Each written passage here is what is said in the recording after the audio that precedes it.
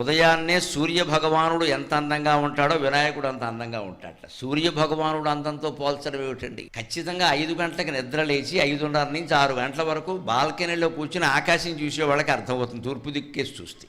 ఆ అలవాటు పెంచుకోవాలి. పిల్లల్ని కూడా నిద్ర లేపి చూపించాలి. ముందు పెద్దవాళ్ళు చూస్తే పిల్లలు కూడా లేస్తారు. ఇవాళ చాలామందికి పట్టుకున్న జబ్బు ఏమిటంటే రాత్రి 1 గంట అయినా పడుకోవడం, పొద్దున 9 అయినా లేవరు.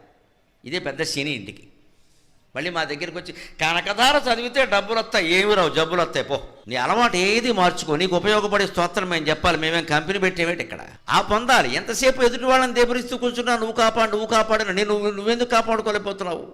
ఆత్మవిశ్వాసం లేకపోతే ఏ విశ్వాసం ఉంటుంది? అందుకని ఉదయించే సూర్యుడిని చూసి అలవాటు చేసుకోండి అమ్మ. ఆడ మగ అందరూ, ముఖ్యంగా యువతరానికి చెబుతున్నా, సూర్యుడిని చూడడం కోసం నిద్ర లేవండి. సూర్యోదయం సూర్యాస్తమయం అరగంట చూస్తూ నిలబడిన వాడు జీవితంలో తప్పు చేయడు, ప్రశాంతంగా ఉంటాడు, ఆనందంగా ఉంటాడు.